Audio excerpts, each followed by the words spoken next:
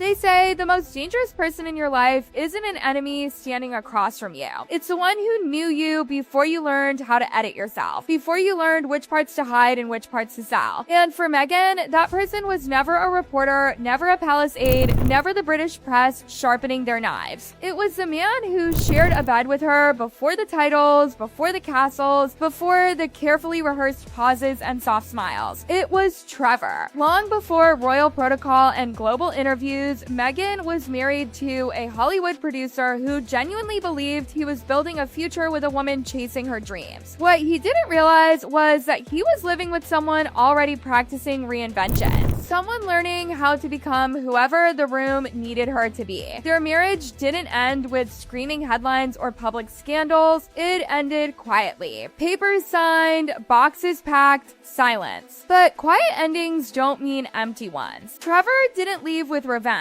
He left with memory, and memory is dangerous because it doesn't change just because someone else's life does. He knew her before the polish, before the palace, before the mask hardened into place. He didn't just know the version she presented. He knew the version that existed when there was nothing to gain from pretending. And that's what makes his silence so unsettling. Because people who truly know something don't rush to shout. They wait, they watch. And when stories start to surface that feel a little too specific to be invented, you start wondering where the pieces came from. Fast forward. Toronto, 2016. On the outside, Meghan's life looked glossy. She was filming suits, living well, surrounded by industry people, smiling for cameras. But underneath, there was still hunger, still ambition, still the restless need for more. And then, quietly, something shifted. Prince Harry entered the picture, slipping across borders without the usual palace noise. A secret visit, a private beginning, a love story the public wouldn't hear about yet. But according to accounts whispered through old circles connected to Trevor, that night wasn't sweet or simple. This wasn't just dinner and wine. This was a run. A night arranged for indulgence that didn't leave receipts, substances, excess. The kind of evening that can spiral if even one thing goes wrong. And then there was a name that made rooms go quiet when it was mentioned. Eugenie. Whether she was directly involved, vaguely aware, or simply referenced doesn't even matter. The name alone raised the stakes. Because now this wasn't just about two people dating. This brushed dangerously close to the royal family itself. Something went wrong that night. Not a full explosion, but a near miss. A moment where exposure brushed up against disaster. One wrong call, one photo, one person talking. And everything could have ended before it ever began. Yet nothing happened. No police, no headlines, no whispers splashed across tabloids the next morning, just silence. To understand why that night didn't shock people who really knew Meghan, you have to understand the world she was living in. Toronto wasn't just a filming location, it was a playground. And at the center of it sat Soho House. This wasn't a normal club. It was a private ecosystem for powerful people who valued discretion more than morality. No cameras, no questions. On the surface, it looked like quiet luxury, clinking glasses, low laughter, but behind closed doors, insiders described a sharper menu.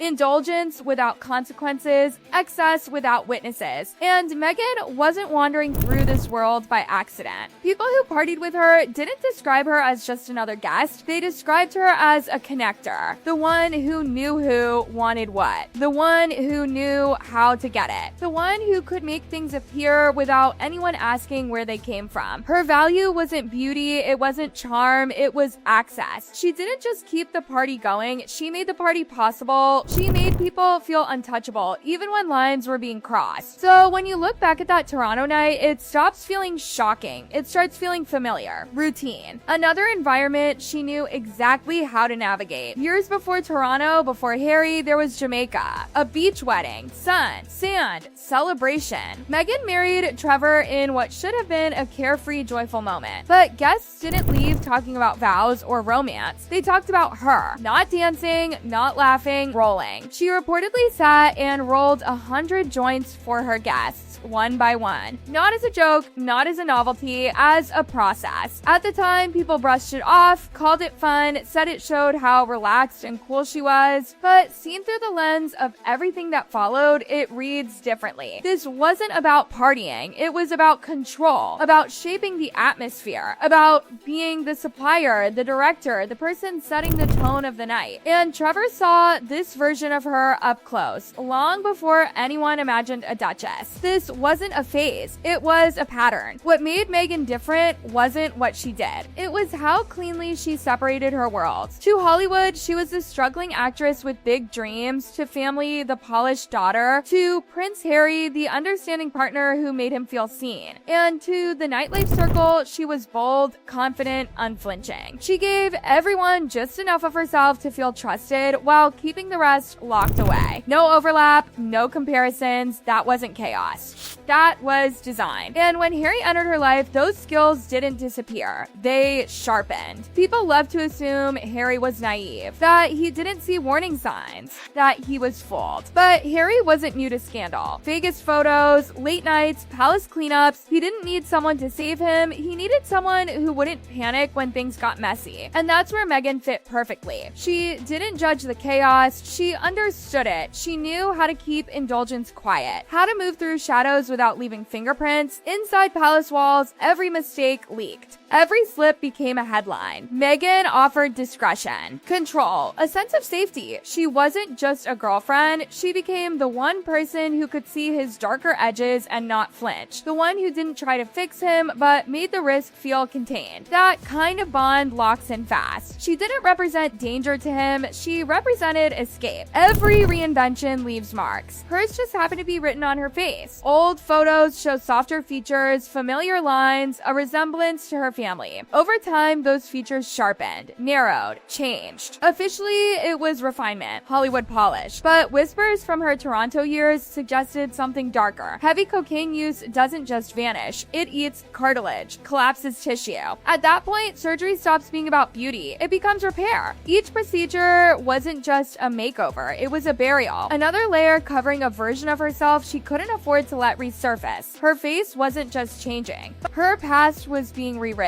And she didn't only erase features, she erased people. Friends disappeared, connections faded, family relationships fractured. Trevor, the man who knew her earliest patterns, was cut out entirely. Not drifting apart, removal. The cycle stayed the same: build a world, extract what's needed, erase the witnesses. Start again.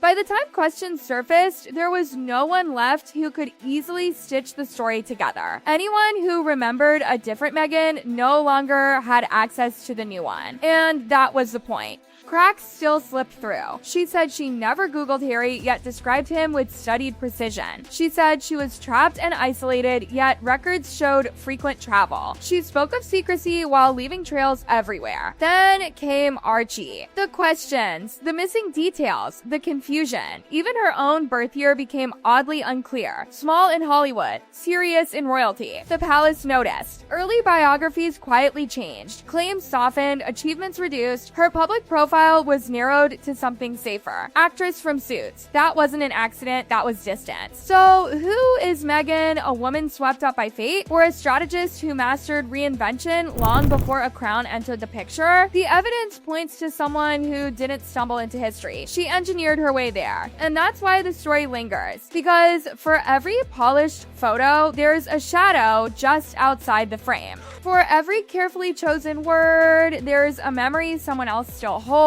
Trevor remembers, Toronto remembers, Jamaica remembers. And the most unsettling part isn't what's already been hidden, it's what hasn't surfaced yet. Because memories don't expire, they don't fade just because a new narrative is louder or shinier. But they sit quietly, waiting for the moment someone slips, contradicts themselves, or rewrites history one time too many. And that's when the past starts breathing again. Every reinvention leaves fingerprints behind, no matter how carefully it's staged. A photo that doesn't match the story. A timeline that suddenly shifts. A sentence spoken too confidently as if rehearsed long ago. And when those moments stack up, people start listening differently. They stop hearing the fairy tale and start hearing the seams. What makes this story so uncomfortable isn't scandal, it's precision. The way people, places, and phases were dropped exactly when they stopped being useful. The way silence followed every cut, clean and deliberate. No explanations, no bridges left standing, because when someone spends their life perfecting escape, the truth doesn't arrive screaming. It leaks, slowly, through old acquaintances, through forgotten photos, through details no one bothered to erase because they assumed no one would look. But someone always looks. And somewhere outside the carefully curated world, there are still people who remember the unpolished version. The version before the crown, before the cameras, before the rewrite. They remember the habits, the patterns, the hunger. And one thing about people like that, they don't forget. Like that, they don't forget. Like that, they don't forget.